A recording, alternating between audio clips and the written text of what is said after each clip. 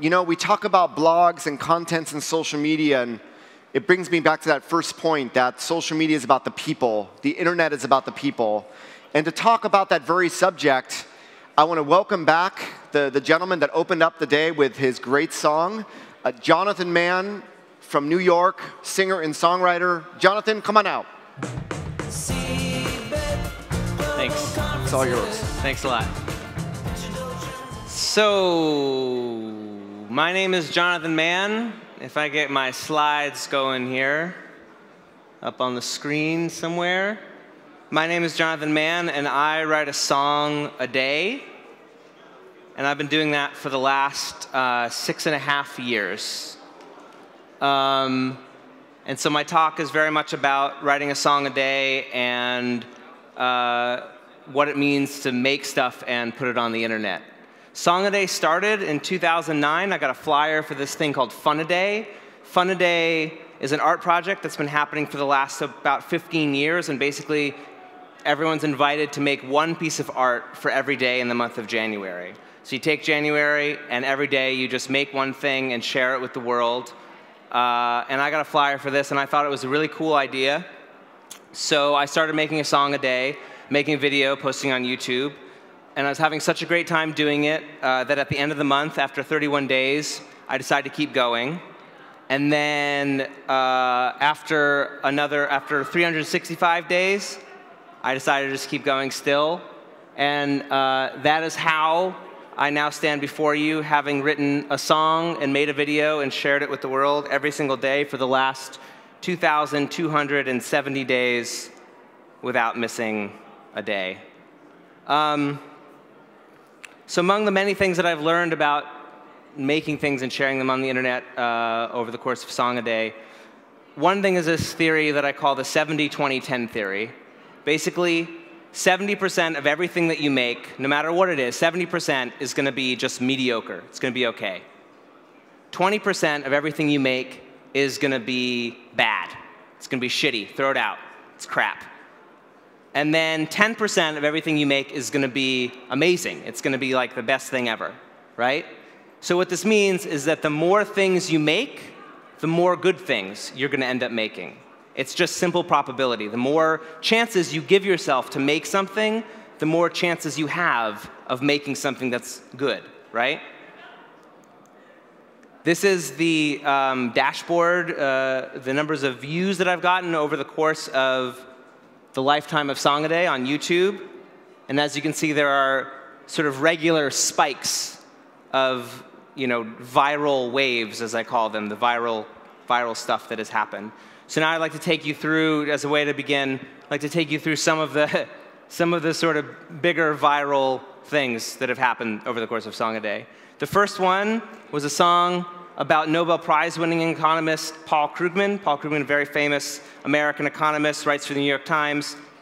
Went very viral. I was invited on the Rachel Maddow show, which is a very popular left-leaning talk show on MSNBC in the States. That's Rachel Maddow. She was blowing bubbles at me. It was a very exciting time. The second really big one was a Microsoft-sponsored Jingle competition. Microsoft had just launched Bing. They were looking for a jingle to go along with it for some reason. And they launched this Jingle competition, and I entered. Bing, bing, can you turn that up a little? So that won, believe it or not, this jingle that I wrote for Bing. And shortly thereafter, TechCrunch, this very famous tech blogger named MG Siegler, who was writing for TechCrunch, which is at that time was the biggest tech blog around, wrote a blog post about my Bing jingle, the Bingle, they called it, saying, Bing has succeeded in finding the worst jingle ever. So that was sort of a blow, right? So the way I responded to this was I wrote a song about him. This is MG Siegler. I wrote a song about him. MG Siegler, these are my opinions.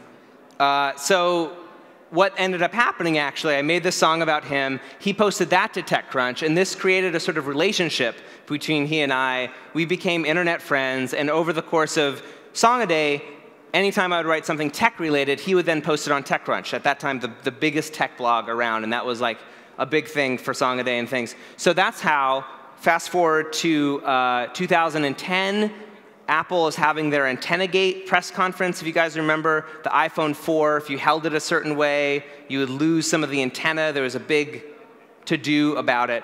Apple was hosting their sort of defensive press conference, Steve Jobs saying, hey, no big deal, it's not a big deal. I wrote this song defending Apple. If you don't want an iPhone 4, don't buy it. If you bought one and you don't like, bring it back. If you don't want an iPhone 4, don't so buy it. If you bought one, the next day, I posted that. The next day, MG Siegler posted it to TechCrunch because we had this relationship. I got an email from Apple PR. I thought it was fake, so I threw it in the trash. I was in the shower that morning when I got a phone call. It was Apple PR. I'm not sure how they got my phone number. But they said, hey, Steve really likes your song. He wants to use it to open the AntennaGate press conference. Would you allow us to do that? And I said, yes, that would be acceptable to me. So that is how Steve came out on stage and said this about my song. Good morning. Thanks for joining us here. We saw that on YouTube this morning and couldn't help but want to share it. Sometimes I just play that back over and over again. I just watch it. Saw that on YouTube this morning and couldn't help but want to share it. A little addendum to this is that I got another call from the PR person afterwards telling me that Steve was like off in the wings of the stage dancing to my song as it was playing. Steve Jobs danced to my song. And when you look at the video, you can clearly see that like as he's coming on stage, he's definitely dancing. There's definitely like a few little frames there of him like bopping along. So that meant a lot to me. As a result of that, Steve Wozniak's wife hired me to write him a birthday song. I got invited to his 60th birthday party. Steve Wozniak, who was here last year. I continue to do some Apple songs. Siri, This is a song I sang with Siri. do you love me? How can I tell? You just know. Duet with Siri, it's called. Okie dokie. I did a song completely made out of autocomplete. And the best way of saying, and the best thing about it, it was not the only one in my life and death in the So the morning. whole song is just written by hitting those buttons to get, you know, the first word that comes out. Another thing, my ex and I, we had been together, my ex-girlfriend and I had been together for about 5 years. It turned out that I wanted to have kids and she didn't. We found us way too late. So we knew we had to break up, and rather than having to explain to each of our friends why we were breaking up or you know, making a stupid Facebook post about why we were breaking up, we decided to make a song together announcing to the world that we were breaking up. It was called the Breakup Song. And so we gotta break up, it's the only way. So that went crazy viral in and of its own right. And then she kept the apartment. It's New York, and apartment prices are sky high. She kicked me out, and I got my own place, and I needed a roommate. So rather than just write like a Craigslist post looking for a roommate, I made a song called I Need a Roommate. Come live with me. I need a roommate. I need Come live with me. This place is awesome. So as a result of these songs, I got invited on. Anderson Cooper had this daytime talk show called Anderson Live, which is no longer around, but Anderson Cooper, you may know him, American journalist guy, brought me on to his show, and they asked me to write a song about his eye cleavage. They wanted me to write a song about the bit between his eyes that looks like cleavage. Anyway, so, you know, these are some of the sort of viral highlights, as it were. These are the big spikes. But just as interesting to me is all the stuff that sort of happens in between, right? 2,270 days of writing a song. It's like lots that happen in between these big viral explosions. So I like to say how like I wrote a song on the day my son was born, right? I wrote a song on the day my grandma died. I wrote a song towards the end of the first year of Song a Day. I had really bad food poisoning. Actually, I had food poisoning yesterday again. But I had food poisoning at the end of the first year of Song a Day. And, you know, I'm sick. I can't, like I'm puking all over the place. There's nothing I can do to not puke. And so I'm lying in the bathtub, and I need to write my song, so this is what I make.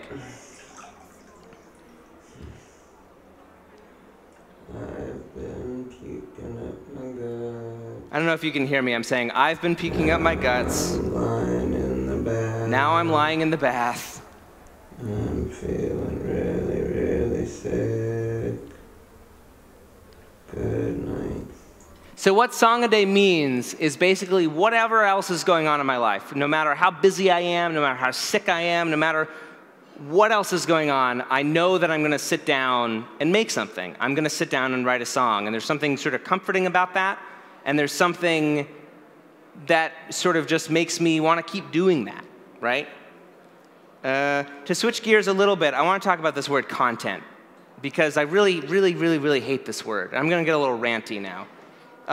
The word content, I don't know if this is going to read because English and German, but the word content to me like implies this sort of disposability to whatever you're making. Tim Bray is a really famous thinker. He co-invented XML, the language XML. He's worked for Google and Amazon and Sun Microsystems. I think he says it best. He says, when he's talking about content, he says, it's shit we don't care about, but will attract eyeballs and make people click on ads. That's what Tim Bray says content is. And I sort of relate to that, the way that he's feeling about that. And when you talk about content, you talk about how you measure the success of something that you post online. So when I post a song on YouTube, for instance, its success is measured in number of views. You know, YouTube will surface the things that get more views. They have an algorithm that sees what kinds of things are getting more views more quickly, and those are the things that they'll show in search results and things like that. But what the algorithm can't see, right? What no algorithm can tell is how someone feels when they listen to the song, right? They don't know how I felt when I was writing the song. These are qualitative things that algorithms just can't get into. And so while I think that views and things like that, a number of ad clicks can be one metric, there are other metrics for the success of anything that you post on the internet. These are comments that I've gotten. These are just a small smattering of these kinds of comments that I've gotten over the years where, you know, I post a song and within minutes all over the world someone has heard the song, and to them it's like exactly what they needed at exactly that moment. And that is way more meaningful to me than, you know, 1 million views or something, or 1 million ad clicks or whatever it is. I want to talk to you about Jonathan Hartchick. Jonathan Hartchick is a dude on the internet, famous for several things. He has made the longest YouTube video ever, 571 hours. He is famous for counting to 100,000 over the course of like 8 videos. He just sat there, 1, 2, 3, 4, 5. He counted all the way to 100,000. Jonathan Hartchick also, for the last 4.5 years, has posted the same comment every single day on my YouTube channel. Every single day I post a song, every single day he posts the same exact comment. This song is great, they should play it on the radio. Every single day, without fail, right? So this little weird relationship that I have with him, you know, I wrote a song for him, he sent me care package, like, it's way more meaningful to me, honestly. Like this weird little thing, like I would miss him, right? I would miss him were he to go away. And like, that's important to me. So no matter how many views I get or whatever, like the fact that Jonathan Hartchick is there posting his comment means a lot to me. Okay, so this is Jack Dolgan. When I posted the Breakup Song, you remember the Breakup Song, my ex and I, he posted a parody. You know, sometimes he posts a song, sometimes someone makes a parody of it. And our song was called We've Gotta Break Up. His parody was called We've Gotta Kill Ourselves. And now we gotta kill ourselves. We're gonna kill ourselves. We're gonna kill ourselves. We're gonna kill ourselves. So my first reaction to that was to be somewhat offended, a little offended. Yeah, kind of hurt my feelings a little bit. But I started looking into who he was, Jack Dolgan is a musician and a comedian in Los Angeles. He has an album out called Wandering Times. His songs have appeared on TV shows like How I Met Your Mother and different MTV shows. So, you know, I sort of got over my offendedness and just decided to be flattered and thought it was funny. And I started following him on Twitter, right? As you do. Someone parodies you, maybe you follow them on Twitter. So December 31st of 2012 rolls around, and Jack posts a video announcing that he's going to start his own Song a Day project. So I'm like, that sounds cool. You know, I had listened to his music. I liked it. I was like, neat. Like, he saw my Song a Day project. He's going to start his own project. That's cool, right? So day one of his Song a Day project rolls around, and here is what he posted. I don't think I'm going to be able to do a song today. Pretty hungover. So I can't do my song today, I'm hungover, right? All right, so that's, okay, not off to a great start, kind of funny, right? So let's keep watching, let's see what he does. Not gonna be able to do a song today. No song today. Not gonna be able to do a song today. No song today. Okay, this isn't happening. No song today. No song today. No song today! No song today. No song today. No song today. No song today. For 365 days, for an entire year, Jack Dolgan posted a video on YouTube just saying an excuse for why he wasn't going to be able to make a song that day. An excuse a day for an entire year. Basically parodying Song a Day for an entire year. Like, you have to admire his commitment to that joke, right? Like, he took a small bit, and he just, like, went with it for the whole year. And again, my first reaction was to feel a little bit offended, but as the year went on, I started to sort of enjoy the project, and I started to notice a few things. Like, one of the things was, while each of the excuses that he would give, they're obviously joke excuses. He's not actually going to sit down and write a song. But they're the real excuses that people give for why they're not making. So if you're, you know, wanting to make more things on the internet or just make more things in general, these might be the real excuses that you would tell yourself for why you're not making the things that you want to be making, right? So for instance, there's a sort of perfectionism that he would do, where there were these videos where he would just sit with his friend and debate for hours about, like, what the song would be and how, should it have bongos in it? Should it be in the key of B flat? Like, they would just try to perfect the song without actually even playing a note of music. Then there are days... No song today. I have to renew my KPCC public radio membership. I just did Bikram yoga for the first time. No song today. So I've got to renew my radio membership. I've got to do Bikram yoga. I'm too busy, right? I'm too busy. I can't write a song. There are these days when he didn't even, like, say anything. He was just, like, wandering around his apartment looking bored, right? And I saw this as being a sort of, like, waiting for inspiration, right? You're sort of waiting for the hand of inspiration to come down and touch you. And while you're doing that, you're just sort of, like, looking for food, or you're looking out the window or whatever. So waiting for inspiration is one. Or I smashed my toe getting it fixed up, so no song today. Tired. No time to write a song. I smashed my toe. I'm too tired. I can't write a song. I can't do it today. These are the real excuses, right? I'm too tired. I'm too sick. I'm not inspired.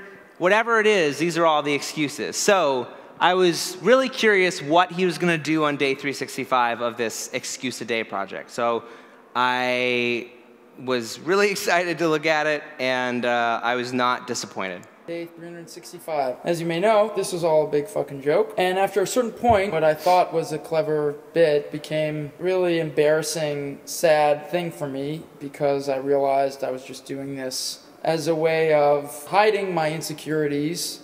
I don't have the balls or the confidence to actually come out and make a song every day, like once a week, once a month, and present it to you in earnest and take whatever comes back, because I'm afraid that people won't like it, and I'm afraid of not being good enough. I'm kind of ashamed that I spent an entire year devoted to an elaborate excuse to hide my own frail insecurities. Sorry. So that, to me, is one of the most beautiful things on the internet. I love how, after an entire year of just, like, basically taking the piss out of me and, like, sort of joking around, he suddenly lets that all fall away and gets totally vulnerable and just stands there and says, I'm afraid of not being good enough. I'm afraid that you're not going to like me if the thing that I make is shitty, right? And that's a super powerful thing to me, that he was willing to make that video and say that.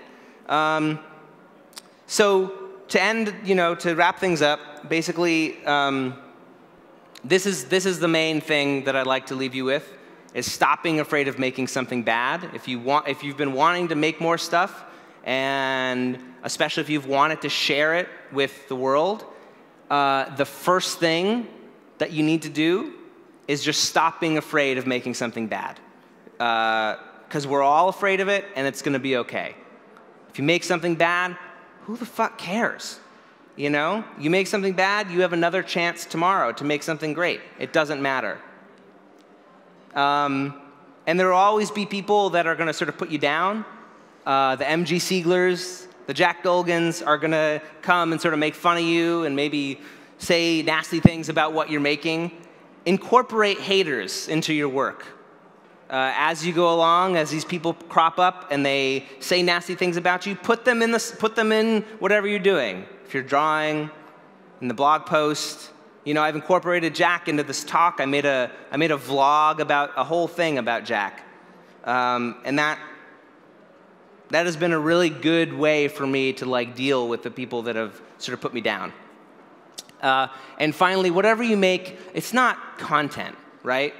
If you're making poetry, if you're a director and you're making films, if you are taking photographs, if you're making songs, sculptures, blog posts, it's not just content. It's something more than that. And I don't know what the word is that we could use to sort of encapsulate everything, but I'm not sure that we need a word for that. I'm not convinced that we actually need this overarching word that describes the stuff that we make. I think we just call it what it is. If it's a photograph, you call it a photograph, right? And that's it.